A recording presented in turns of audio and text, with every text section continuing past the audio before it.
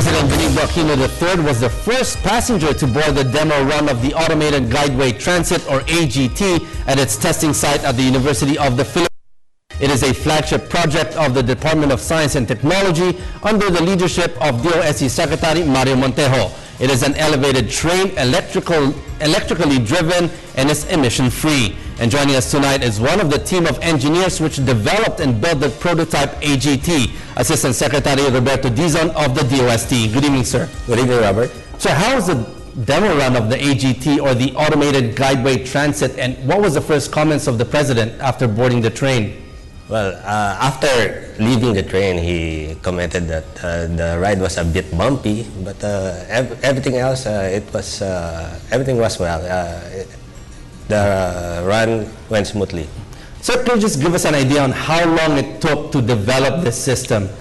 Actually, the concept was started by Secretary Montejo way back in the start of his term in 2010. So after the idea, the concept turned into some, and it resulted in the agreement with UP way back in 2011. So we had a groundbreaking at the University of the Philippines in July 2011.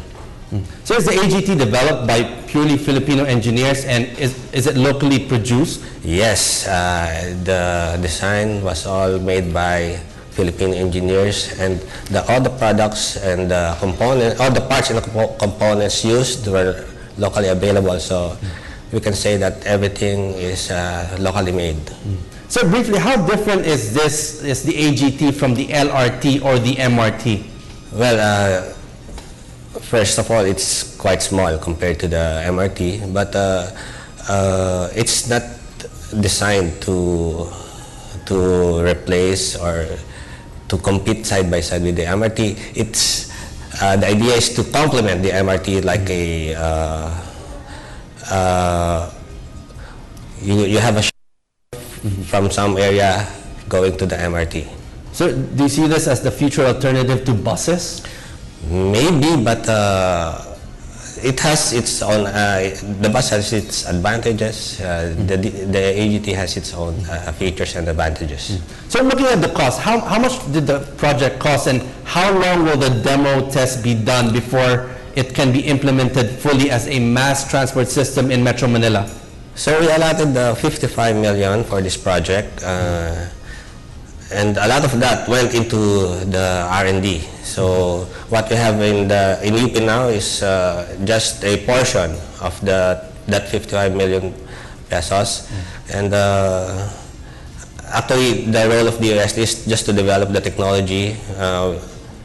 Once we are finished with the testing, most likely by June,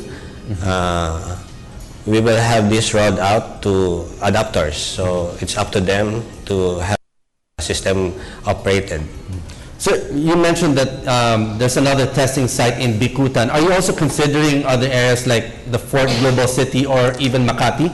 Yes, actually the demo run this morning, there were the possible adapters like the BCDA chairman.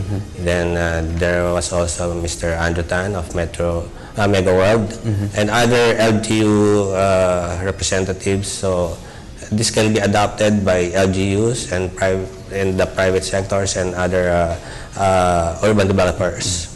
So do you see this as would it be cheaper to build the AGT as a mass transport system in Metro Manila compared to the LRT and the MRT? Well, like the buses, the AGT has its own advantages versus the MRT, and actually the MRT is for big volume passengers. The MRT is for the for lower capacity passengers.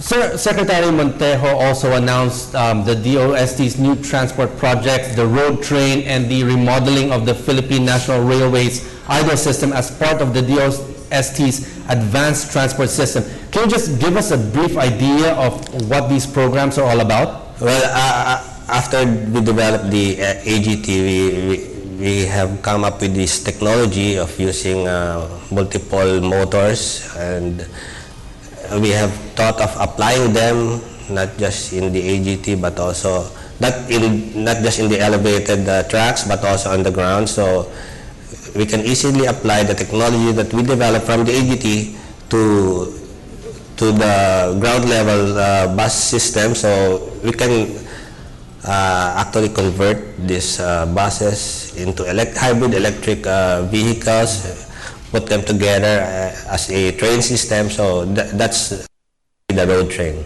And so finally, after all the tests will be done, you said by June, what's next? Well, what we have in Bikutan now is a bigger version, so it will be completed by the end of this year. So it will involve maybe another 6 months for testing, and after that we will be very much confident that we can open this technology to possible adopters. Okay, on that note, thank you very much for joining us tonight on NewsLife. That was Assistant Secretary Roberto Dizon of the DOST. Thank you, sir. Thank you.